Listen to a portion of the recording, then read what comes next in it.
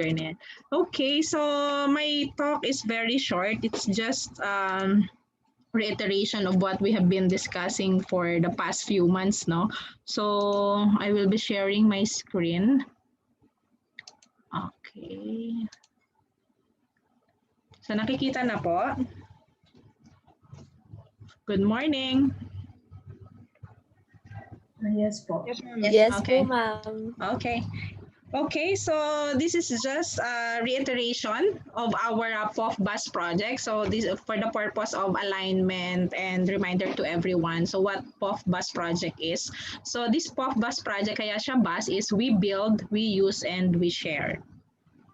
So what is POFSIS? So this is Professionals of the Future Something Inside. So yun yung ibig sabihin ng POFSIS natin. So this is an online membership community wherein all users will have the opportunity to grow their career or their business 10 times faster, 10 times higher, and 10 times bigger. So it has two main sections, which is our POFSIS personal and our POFSIS business.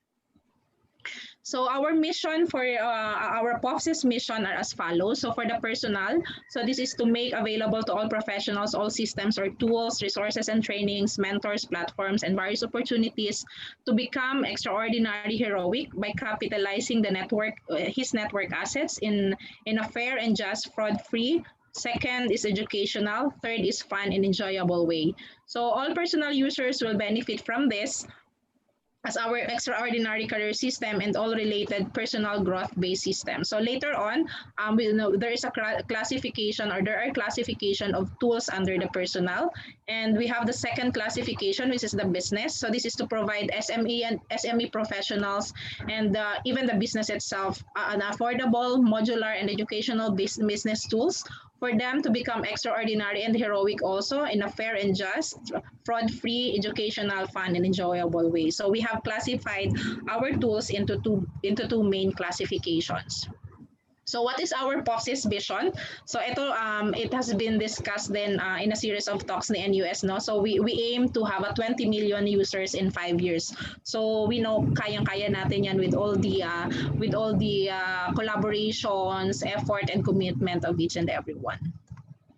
So the composition of our POFSIS bus teams are as follows. So to ensure that there will be an overall success of this project, so we have created different bus teams. So bus one in general function of the bus one is to set directions and management of the POF bus projects. Under bus 2 plans the execute and plan the overall directions, management, and related alignment to team members of the specific tools. So pagdating sa bus 2, dito na naka-break na per tool na yung ating team members. So this includes yung ating CHT marketing lead, we have the BPA lead, the project user lead, the development lead, implementation lead, and the accreditation lead. So this is on a per tool basis. So second function of the bus is to ensure the execution of the plans and then monitor progress of the plan, and then if there's any needed calibration, and of course we celebrate the small successes as we go along.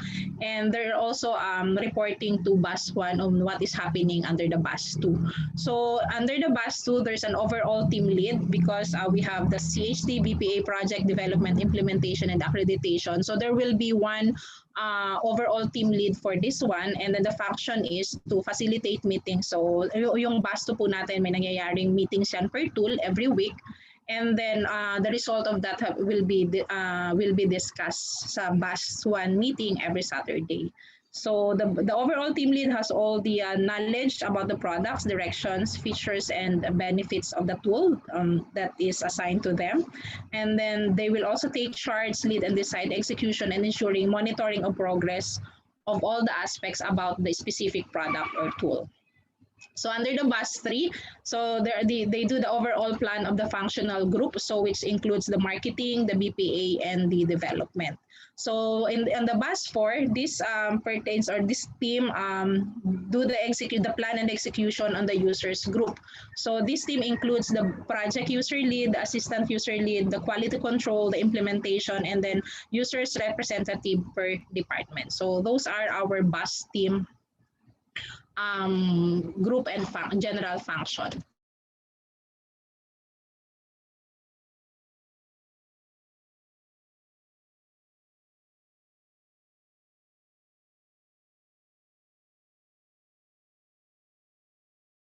presentation. So under the BAS 1, so NUS is there, and APC and CTL or UNLET is helping NUS also on the planning and the direction. And each functional or each lead composed of this. So Nori and Bon under the development, Razy for accreditation, Bev for marketing, Miss Divine for BPA, Raymond for IT and infrastructure, Miss Mayan and Miss Veron for the user and implementation, and we also have Julie Burt for the CHT. So this BAS 1 team are conducting a meeting every Saturday to plan and set the directions for all the tools. And for the POFSIS BAS 2, so we have a lot of volunteers that created that is helping each and every one for the bus. So we have classification for the bus 2 like personnel. For the personnel, so we have POF personnel, which is being led by Miss Joy, SIP for under Bev and Nori, and for POF training for Unlet. We also have POF online training. This will be led by Miss Rowie Digala, and then employee and engagement under Loida. So most of these tool leads are already reporting kanina earlier during our BAS 2 meeting. And we also have the POFSIS BAS 2 for business, which for team band, it is J, projects Marisa, books Miss Wilma, e-tax Josie, payroll Miss Veron, ICTA, this is Miss Eka, and then POF audit under FAT, field taxes under Myra, CHT for a specific tool, this is under Julie Burt, and then POF Jobs, Unlet, POF Business Foundation, Mayan, POFSI Tool, Miss Veron, POF Mom, Miss Anna Nepomuceno, Haka POF, Miss Ella and Razy. And we also have payment facility and funding and government registration under Miss Lucy and Divine. Some of these tools for businesses are still new and yet to be started. We also have identified three POFSIS business for retail, which is POF Inventory, POF POS, and POF Books and Collect. So there are actually many tools pa, but these are the priority tools or priority bus group that we have created as of the moment. Okay, so currently this is our present structure. And then we will be having a transition, and in the future we will be having a global management team for each tool, so we have to watch out for that. So thank you, good morning. So any question po? Pasensya na, mabilis yata. Any question? None po, ma'am. Okay, so I think clear naman po, no? So I just presented that for the alignment and information of everybody. So I think we have to proceed with NUS talk. And for POFSIS startup, but before we go to the presentation, let us recap first what happened for the past 2 weeks. Again, we discussed about the popular startups, the valuations, the unicorns, and we believe that POFSIS will be there. We also discuss about the lessons. The number 1 lesson is don't quit, and the number 10 is to pursue growth 10 times faster.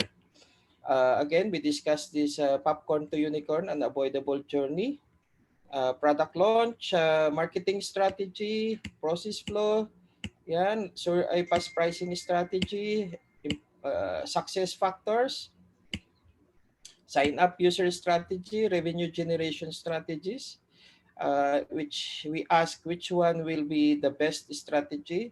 Is it sales led, marketing led, CHT led, or product led?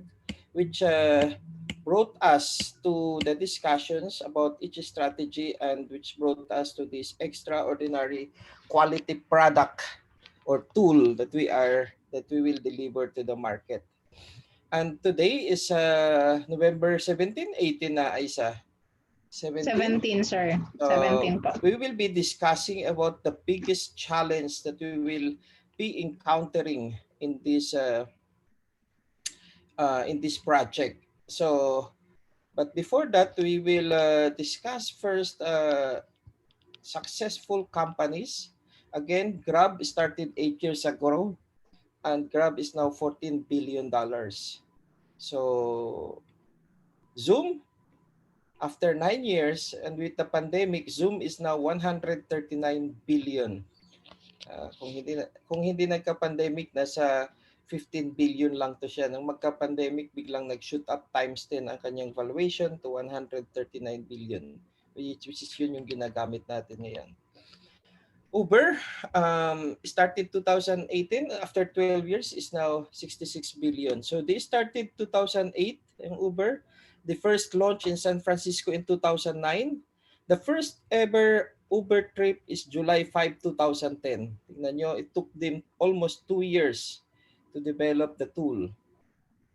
And December 2011, they launched internationally. So in short, almost 1 year lang siya, more than 1 year. And right now, they are $66 billion company. Again, our roadmap, the key milestones is product launch, marketing, integrated accreditation and reporting, stabilize, outsource, speed up, calibration, and go global. So dito tayo na hihirapan sa ngayon yung product launch because we are cracking now the eggshell paano makarating dito sa next step. But if you will notice, Uber took them almost 2 years. Now, tayo 8 years na, but technically for the past 6 months, since June hanggang ngayon, we accomplished more than what we have accomplished for the past 8 years. So, I think we're moving faster this time. So, the key success factors, which we give you an idea last time, could be, is it the idea? Is it the business model? Is it the funding? Is it the team? Is it the timing, or what? What is the key success factor? On the other hand, the key success factor is also actually where the biggest challenge lies. I'll show you a video about this one. Just a very short discussion about these biggest factors.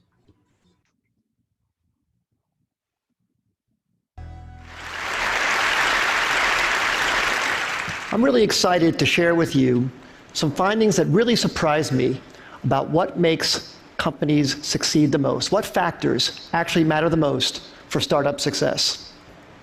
I believe that the startup organization is one of the greatest forms to make the world a better place. If you take a group of people with the right equity incentives and organize them in a startup, you can unlock human potential in a way never before possible. You get them to achieve unbelievable things. But if the startup organization is so great, why do so many fail?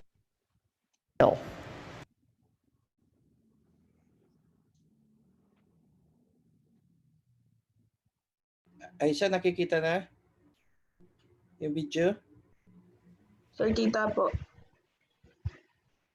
That's what I wanted to find out. I wanted to find out what actually matters most for startup success. And I wanted to try to be systematic about it, avoid some of my instincts and maybe misperceptions I have from so many companies I've seen over the years. I wanted to know this because I've been starting businesses since I was 12 years old, when I sold candy at the bus stop in junior high school, to high school when I made solar energy devices, to college when I made loudspeakers, and when I graduated from college, started software companies. And 20 years ago, I started Idea Lab. And in the last 20 years, we started more than 100 companies, many successes and many big failures. We learned a lot from those failures. So I tried to look across what factors accounted the most for company success and failure. So I looked at these 5. First, the idea. I used to think that the idea was everything. I mean, I named my company Idea Lab, and how much I worship the aha moment when you first come up with the idea. But then over time, I came to think that maybe the team, the execution, adaptability, that mattered even more than the idea. I never thought I'd be quoting boxer Mike Tyson on the TED stage, but he once said, Everybody has a plan until they get punched in the face. And I think that's so true about business as well. So much about a team's execution is its ability to adapt to getting punched in the face by the customer. The customer is the true reality. And that's why I came to think that the team maybe was the most important thing. Then I started looking at the business model. Does the company have a very clear path generating customer revenues? That started rising to the top in my thinking about maybe what mattered most for success. Then I looked at the funding. Sometimes companies received intense amount of funding. Maybe that's the most important thing. And then, of course, the timing. Is the idea way too early and the world's not ready for it? Is it early, meaning you're in advance and you have to educate the world? Is it just right, or is it too late and there's already too many competitors? So I tried to look very carefully at these 5 factors across many companies. And I looked across all 100 Idea Lab companies and 100 non-Idea Lab companies to try and come up with something scientific about it. So first, on these Idea Lab companies, the top 5 companies, CitySearch, Cars Direct, GoTo, NetZero, Tickets.com, those all became billion-dollar successes. And the 5 companies on the bottom, Z.com, Insider Pages, My Life, Desktop Factory, People Inc., we all had high hopes for, but didn't succeed. So I tried to rank across all of those attributes how I felt those companies scored on each of those dimensions. And then for non-Idea Lab companies, I looked at wild successes like Airbnb and Instagram and Uber and YouTube and LinkedIn, and some failures. Webvan, Cosmo, Pets.com, Flues, and Friendster. The bottom companies had intense funding. They even had business models in some cases, but they didn't succeed. I tried to look at what factors actually counted the most for success and failure across all these companies, and the results really surprised me. The number one thing was timing. Timing accounted for 42% of the difference between success and failure. Team and execution came in second, and the idea, the differentiability of the idea, the unique idea, that actually came in third. Now, this isn't absolutely definitive. It's not to say that the idea isn't important. But it very much surprised me that the idea wasn't the most important thing. Sometimes it mattered more when it was actually timed. The last 2, business model and funding, made sense to me, actually. I think business model makes sense to be that low because you could start out without a business model and then add one later if your customers are demanding what you're creating. And funding, I think as well. If you're underfunded at first, but you're gaining traction, especially in today's age, it's very, very easy to get intense funding. So now let me give you some specific examples about each of these. So take a wild success like Airbnb that everybody knows about. Well, that company was famously passed on by many smart investors because people thought, no one's going to rent out a space in their home to a stranger. Well, of course, people proved that wrong. But one of the reasons it succeeded, aside from a good business model, a good idea, great execution, is the timing. That company came out right during the height of the recession when people really needed extra money. And that maybe helped people overcome their objection to renting out their own home to a stranger. Same thing with Uber. Uber came out, incredible company, incredible business model, great execution too, but the timing was so perfect for their need to get drivers into the system. Drivers were looking for extra money. It was very, very important. Some of our early successes, CitySearch came out when people needed web pages. GoTo.com, which we announced actually at TED in 1998, was when companies were looking for cost-effective ways to get traffic. We thought the idea was so great, but actually the timing was probably maybe more important. And then some of our failures. We started a company called Z.com. It was an online entertainment company. We were so excited about it. We raised enough money. We had a great business model. We'd even signed incredibly great Hollywood talent to join the company. But broadband penetration was too low in 1999, 2000. It was too hard to watch video content online. You had to put codecs in your browser and do all this stuff. And the company eventually went out of business in 2003. Just 2 years later, when the codec problem was solved by Adobe Flash, and when broadband penetration crossed 50% in America, YouTube was perfectly timed. Great idea, but unbelievable timing. And in fact, YouTube didn't even have a business model when it first started. It wasn't even it was certain that that would work out. But that was beautifully, beautifully timed.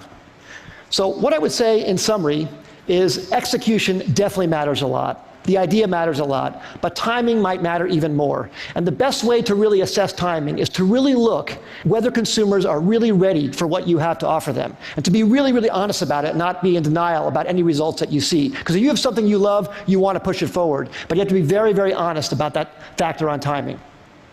As I said earlier, I think startups can change the world and make the world a better place. I hope some of these insights can maybe help you have a slightly higher success ratio and thus make something great come to the world that wouldn't have happened otherwise. Thank you very much. Been a great audience. Okay, so yan yung presentation about 5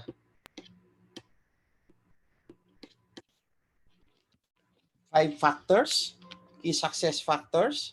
So nakikita Aisa ang screen? Wala si Aisa. Sir Okay. Tito. Okay.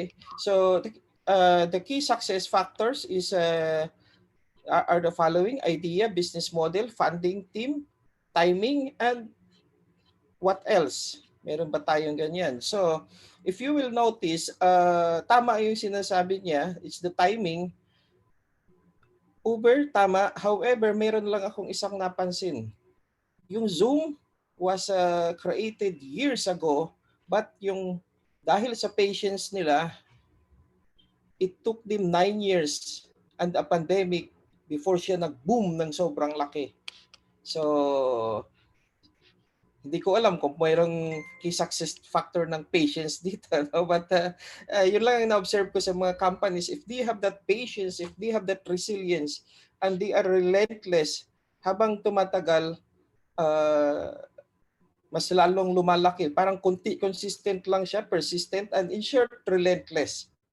The question now is, which one is our biggest challenge dun sa mga nabanggit? Isama na natin yung patience and resilience and relentlessness. So, which one is our biggest challenge? So, mamaya babalikan natin yan, but I would like to show you how we will get there. This is just a glimpse on how we will get there.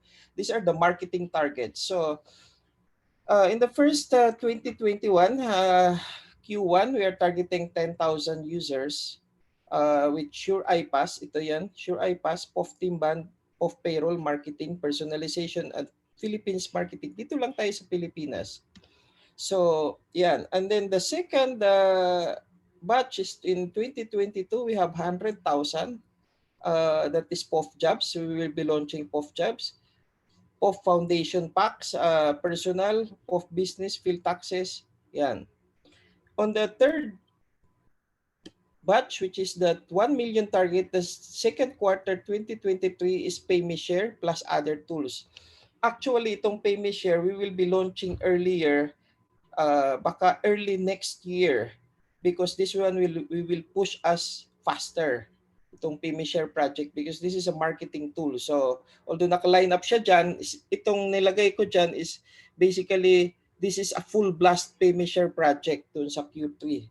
So sa Q4, sa third level, sa fourth level, which is the 10 million 2024 Pay Me Share improvements and others, and then 2025 Pay Me Share improvements. Obviously, that is other tools. Why Pay Me Share? Because Pay Me Share is the biggest tool that we will have. This will be a viral tool like Facebook. This will be a viral tool like LinkedIn and all other tools. Because this is a marketing tool which ordinary user will make money out of this, out of the internet. So that is a one concept. Actually, just 2 days ago, I shared a post doon sa POFSIS Bus 2 at saka sa POFSIS Bus 1. Sabi ko, tingnan nyo, ang iniisip natin, naiisip na ngayon ng mga big companies. That's why Larry Ellison of Oracle, nag-isip siya ng advertising is general. Ang concept is a competitor ng Google na yung sinasabi is, if you want to search for something, learn about something, use Google. But if you want to buy something, use Pay Me Share or use POFSIS. So, yung konsepto na yon, meron nang nag-start na nakaisip si Larry Ellison ng Oracle, but not necessarily totally similar, but ang advantage natin is meron tayong POF personal, meron siyang POF business, and what really differentiates us from all others is basically our mission and our vision.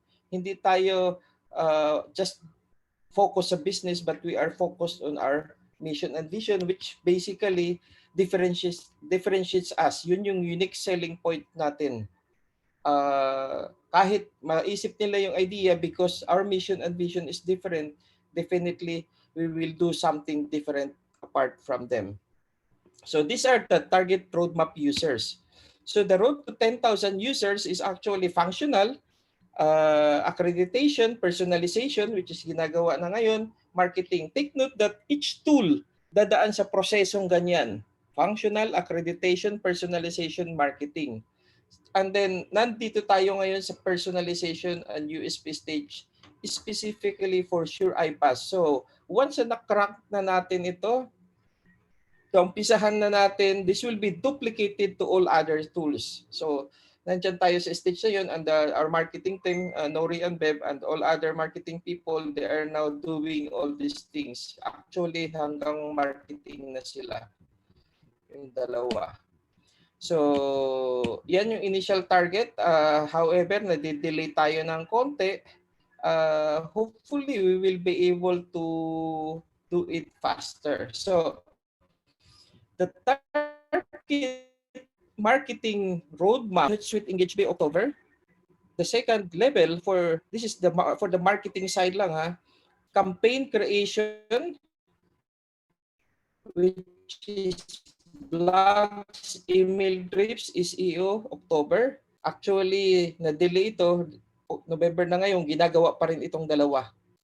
The third-party influencers, we have hired Jessa, who is now focusing on third-party influencers, and she is targeting 120 influencers by March 30, 2021. Anong ibig sabihin influencers? Ito yung mga mag-ano sa ating mga produkto, that will help us distribute, and they will help us communicate, will help us make the product available, or I think we're doing the right thing.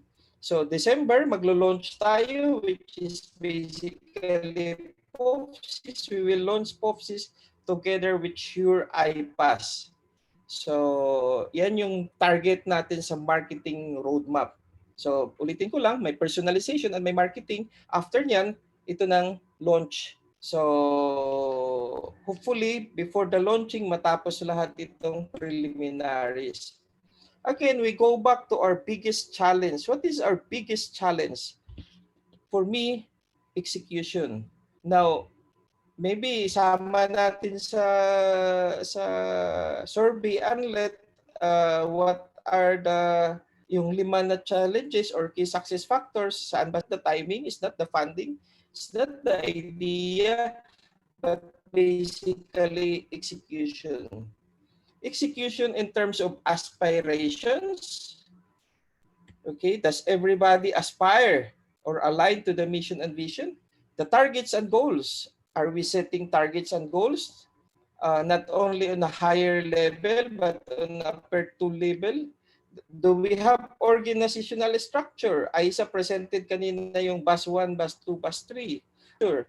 I think wala namang effect yun. The performance information, are we getting there? Saan na ba tayo? Do we have employee feedback and input? Bibigay ba ng employee feedback ang input? Communication, are we communicating as a team? Do we have strategy and business review? Do we have consequence management? What is consequence management? It's basically the penalties, rewards and penalties when we do or achieve something. So this basically composes our execution process. And if I will convert that to questions, the first question that comes into my mind is, do I believe in the mission vision? Do I believe in the POFSIS project? Do I believe in that? That is the first question. Because if I will not believe in that, then we will not be here. Did I volunteer? Nag-volunteer ba ako to help in this project? Am I participating in meetings? Am I early? Am I late? I am very active. Next question is, I am sharing my ideas. I am sharing. Binibigay ko ba yung mga ideas ko? Hindi ko ba tinatago? Lahat. Take note that there is no foolish idea here, because lahat ito, all ideas will be considered. There are no foolish ideas, only foolish people, because foolish people are the ones who changes the world. So ulitin ko lang, foolish people are the ones who changes the world. So there are no foolish ideas. Don't be afraid to share it, because you will be the one to change the world. Number 3 is, another one is, am I using POFSIS systems? Ginagamit ko ba? Nag-implement ba yung POF Teamban? Ginagamit ko ba? Yung Sure iPass, ginagamit ko ba? Kailangan ko ba? Am I sharing and using it? Another one is, do I give feedback on the POFSIS system?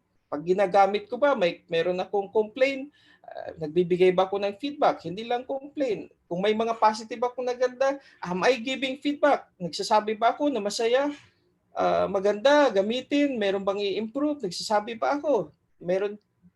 Sinasabi ko ba ito sa katabi ko lang or doon sa chat? Feedback to the chat, which means marireceive ng ating CHT. Do I give feedback? Am I sharing our products to my friends and family? Am I sharing POFSIS? Kinikwento ko ba sa kanila, ang company namin may project na ganito, may ganyan, ito yung unang ilalabas, ito. Am I sharing it? Am I updated in happenings, updates in our company? This one is an alignment meeting, so hopefully everybody will be enlightened. Because our objective na pag nag-launching tayo, lahat tayo magpapalakpakan. Am I updated in the happenings? Or nakafocus lang ba ako doon sa trabaho ko? Wala akong pakialam sa POFSIS na yan. So nakafocus lang ba ako sa ginagawa ko na technical? Araw-araw, basta sumisweldo ako? Am I updated in all these happenings within our company? And maybe am I excited to join this project? Am I making the team band? Team band is basically close coordination. We are making this as hindi lang na pag nagkaroon ng team, ito yung idea ko, bahala ka na dyan. O ito yung idea ko. Ito, mayroon tayong TPE. Ito, binigay ko na yung contribution ko. Hindi ko trabaho yan, trabaho na niya yan.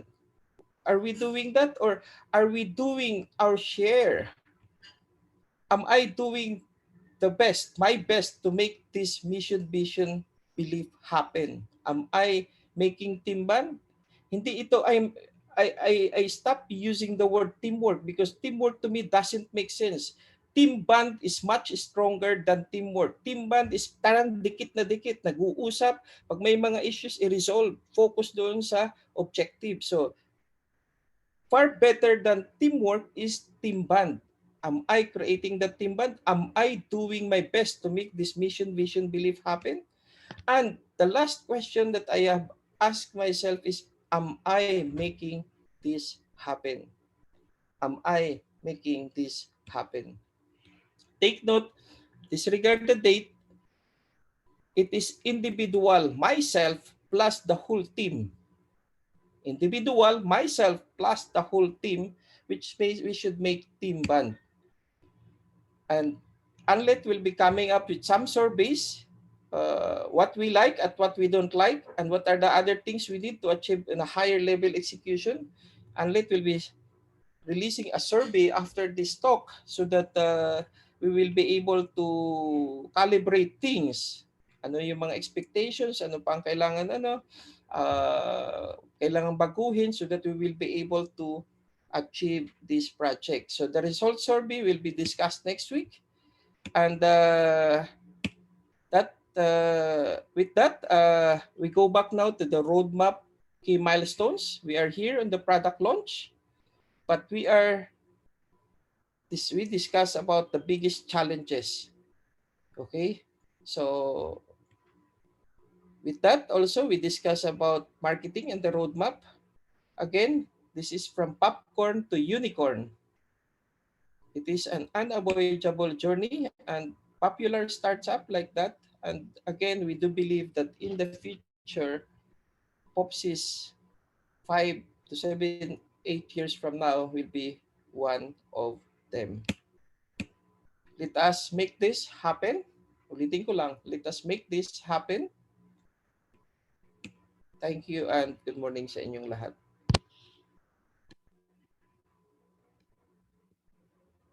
Okay, tapos na ako, Ice. Thank you, Sir Neil. So, any questions or clarifications from the group?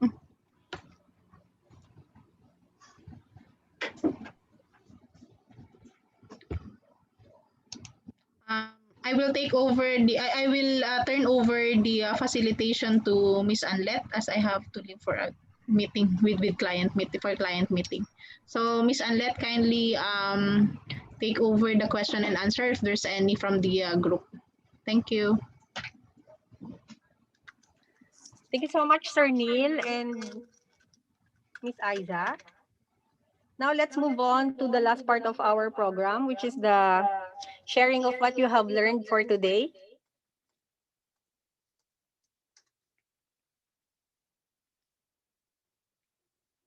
As we all know, volunteerism is important to our group. So anyone who would like to volunteer to share what you're learning for today. Mauna na ako, ma'am. Kasi may Okay, meeting. go. So, so nabanggit nga po yung 5 factors. Timing, ano yan? Ano yung pangalawa? Timing, team, idea, business model, and funding. So, siguro dun sa overall lang, kaya isang key factor din kung bakit nagsasucceed yung mga ibang startup companies, it's because they trusted their product.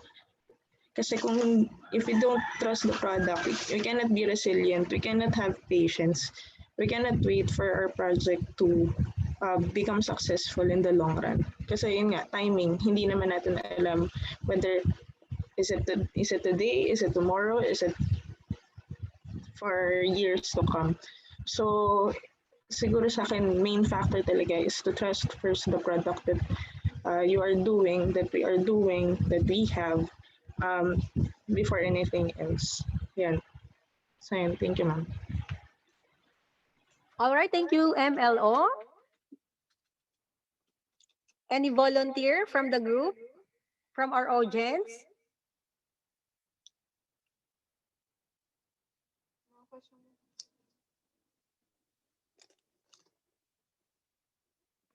Okay, may we call on Miss Eileen Bilao from support group. What can you say? Can you share your learning?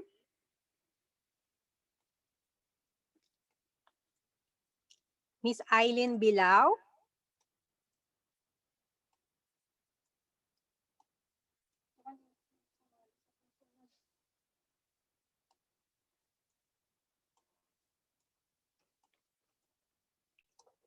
Miss Eileen, I know you are there. Can you click unmute? Miss Eileen?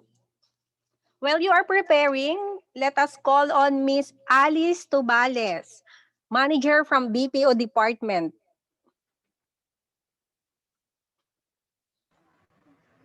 Hi, good morning, Ma'am Anlet. Good morning po sa lahat. Yung tama yung sinabi ni ni Myra regarding dun sa 5 factors na we have to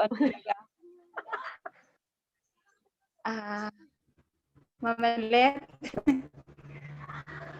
Okay, ang sabi nga yung 5 factors is timing, team execution, idea, business model, and funding. Hindi talaga magiging successful ang isang anything na product kung hindi mo to talaga itatrust. So talaga kailangan din kumbaga yung product natin can be trusted habang tumatagal in a long run. And I think kasama din talaga yung tawag dito, yung natin, yung pagkakaisa natin, yung unity, na talagang maniniwala tayo, believe tayo dun sa product na ito magiging din talaga, successful. At the same time, yung product natin talaga namang mapagkakatiwalaan ng lahat. So, yun lang, Ma'am Anlet. Thank you so much, Miss Alice. So, na-mention ni Miss Myra kanina, funding, timing. Well, Miss Alice focused on the faith, on our belief on the product that we are selling. And then, of course, maraming pang gustong mag-share. Thank you so much, Miss Myra and Miss Alice. Now, let us call Miss Abby Laksamana.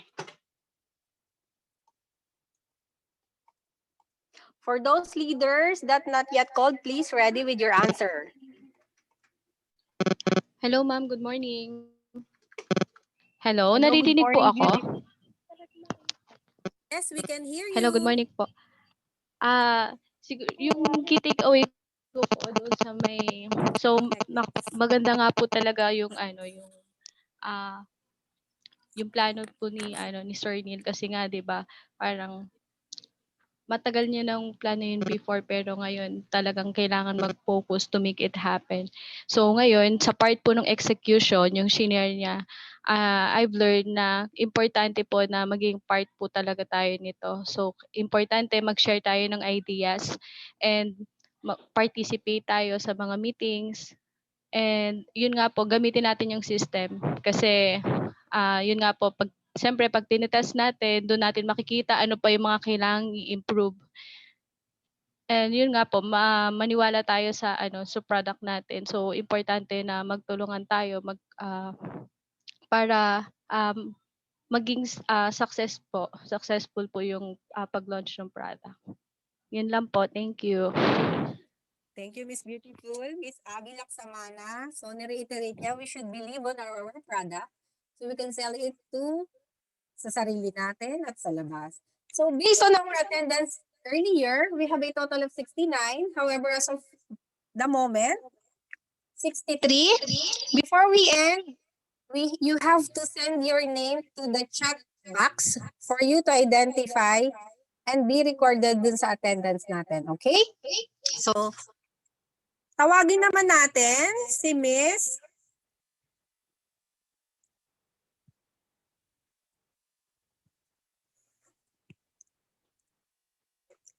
Maria Fatima Ronquillo. Hello, good morning. So Good for morning, dun Miss Pat.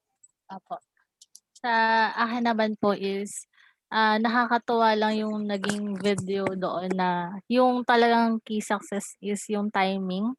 Parang kahit saan pala no, timing yung magpapaano sa atin, yung maging key ng success natin. So pangatlo lang yung ideas doon and last yung funding. So with that, sa akin maraming namang challenges sa pag-launch ng isang business. Nandiyan yung competition, yung mga expectations, tapos yung frustrations natin kung paano natin magagawa yung system. Tapos yung trust din dun sa customer, kung paano natin magigain yung trust ng customer natin when we launch yung system natin. So, tama lang talaga na proper timing yung key success. And ano ba yung nag-stand out sa atin? Syempre yung mission and vision nga natin, sabi nga ni Sir. So, if we believe in our mission and vision, we can gain trust sa pag-launch ng ating system sa ating customers. Yun lang po. Thank you. Thank you so much, Miss Fat. Miss Fat emphasized the importance and belief on our mission and vision. Thank you for that. Now let us call on our Cebu team, Mr. Harold Mori. Hello po, good morning po. Hello? Hello, good morning, Ma'am Annette. Narinig ako? Go ahead, yeah, we can hear you. Okay. Actually, mag-erase sana ako ng hands kasi magbo-volunteer na sana ako. Pero naunahan mo ako. To be continue lang po doon sa regarding doon sa mga nila, ma'am, yung mga comments, suggestions, or recommendation, maganda naman talaga kasi we are already there naman siya. Siguro paiba naman siguro yung yung recommendation ko. I know na maraming mga tauhan ngayon ni Sir Neil na meron pang mga kumbaga yung knowledge nila is ma-share.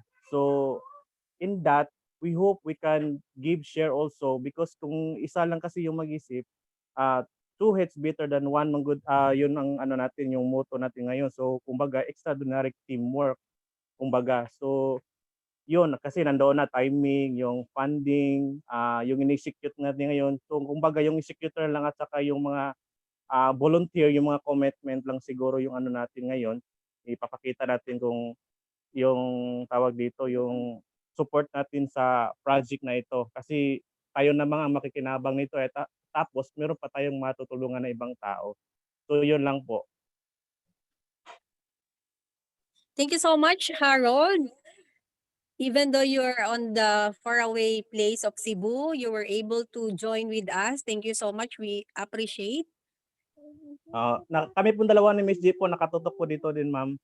Na online po siya din. Okay, thank you. Thank you. Now let's call on the Leyte group, Miss Mildred Ibano. Miss Mildred Ivano. Okay, well, while Mildred is preparing, now let's move on to Marvin Arayan from Leyte Group.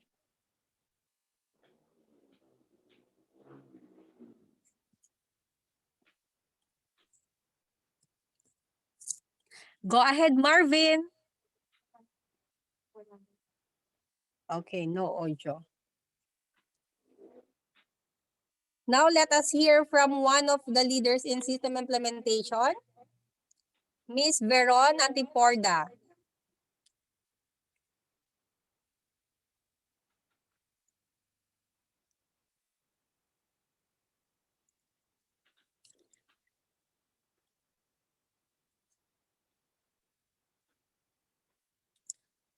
While Miss Veron is preparing, now let's call on Mary Ann Talan.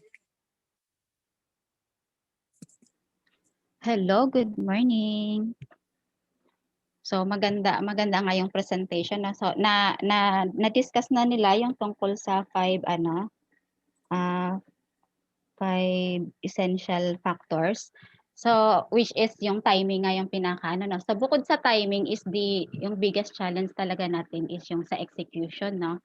So actually yung sa execution naman mahirap din po talaga mag-execute kung hindi rin po tayo fully committed. So, mas more on bukod sa ownership ng project and commitment din para po sa magandang execution or talagang mas makakapag-execute tayo ng maayos pag talagang nasa puso natin yung ginagawa natin. Yun lang. Thank you, Miss Bea. Noted on that. Ownership, the importance of ownership so we can execute. Okay, there is one volunteer here from Audit Department. One of the managers, Miss Clarice Oriada. Hello. Morning. So, yung ano lang po, yung take away ko lang siguro dun sa presentation ni Sir is most timing is really important since it brings opportunity naman talaga. But it's quite uncontrollable kasi. So, currently kasi we would be more focused on what is controllable on our part. So, yun nga po yung sinabi ni Ms.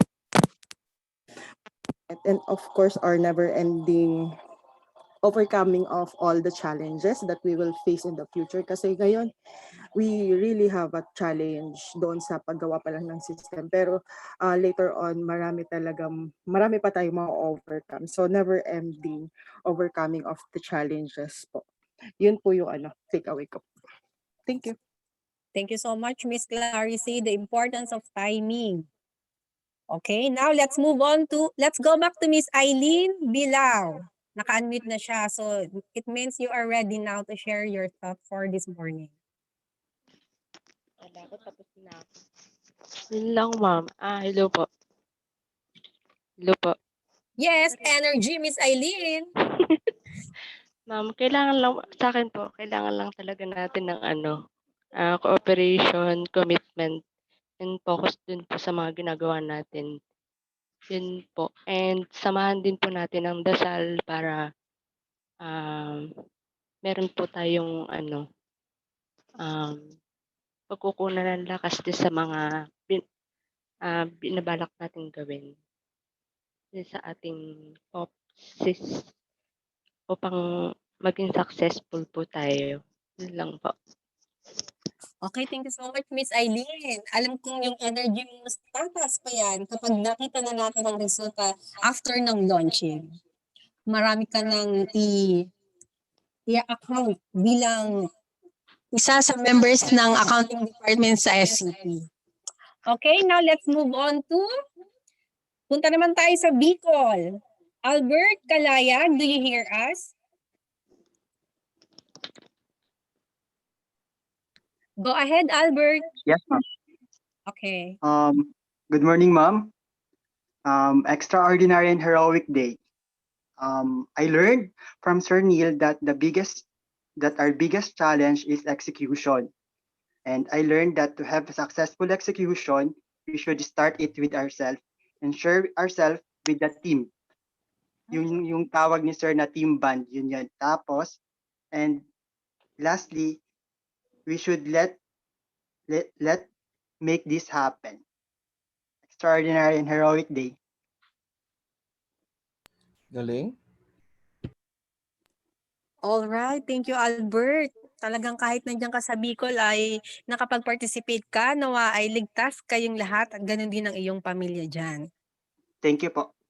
Okay. Now let's move on to AGM Edmar Gondraños. Extraordinary morning po. Yung masasabi ko lang po sa presentation sir is maganda po siya and Louder please. yun po, yung same lang po sa mga sinabi po yung mga narinig po natin kanina. I-apply lang po natin siya then makakamit po natin yung success ng ating project po. Yun lang po, thank you po. Okay, thank you so much, Edmar. Now let us hear one of the CHT team member, Miss Jenly Rose.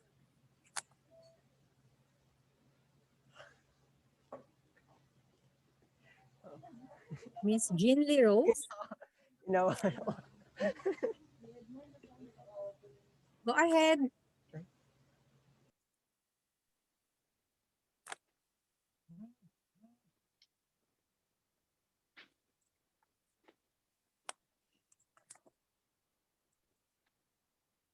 Okay. For our last sharer for this morning, may we call on Miss Rose Ann Yumang Tu. Before we end, may we call on Miss Rose? Hello ma'am, good morning po. Kala ko tapos na. Ayun ma'am, actually na ano naman na po, nabanggit naman po lahat. Siguro ma'am, idadagdag ko na lang yung since yung part ng execution po kasi yung medyo ano din po, parang challenging. So siguro ma'am, yung i-apply po natin yung team band. So yun nga, sabi nga po ni sir, yung mas higit sa teamwork. So i-apply po yung yung team band para po ma'am, kumbaga po yung lahat tayo sama-sama po, lahat tayo po pagtutulungan. At i-continue lang po natin kung ano tayo ngayon kasi ma'am ngayon talaga pong nag-i-improve na po yung natin, kumbaga lahat po nagpa-participate, yung commitment po tuloy-tuloy. Ayun ma'am, tuloy lang natin yung commitment, yung ma'am,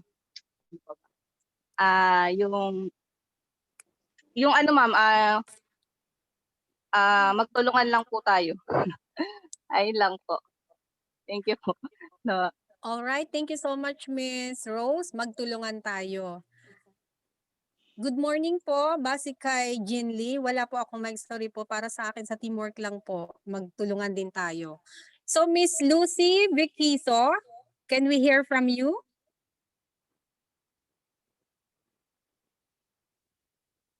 Before we end, Miss Lucy. Hello. Yes, go ahead. Okay. Good morning, extraordinary morning, everyone. May takeaway are una yung bond. Tama naman po yung medyo overuse na yung teamwork. What we need in our group is a team bond na regardless, we always spend time to make it happen. And for this plan, maganda yung plano na to for the company. Yung pinaka nag-strike sa akin is yung sinabi ni Sir kanina na parang we're too occupied to do something pero we're not na pwede pa pala tayong gumawa ng ibang bagay na mas maganda. So like sa amin, medyo parang sa atin mismo, sa sarili natin, we always say na busy tayo, pero pwede naman natin pang i-allot yung iba pa nating time para maging useful. So, yun, aside from that, yung execution, medyo mahirap. Para sa atin, mahirap siya. Pero kung magtulong-tulong tayo, hindi siya magiging mahirap. Kasi kung makikita naman natin, naririnig natin yung mga story ng bawat mga company, maraming hurdles along the way. Kailangan lang natin magtulong-tulong para maging successful yung bawat project na gusto natin gawin. Yun lang. Very good one, Miss Lucy. Base sa comments dito. Thank you so much for attending this session. Next topic will be on Saturday, 10 a.m. Same link, same attendee.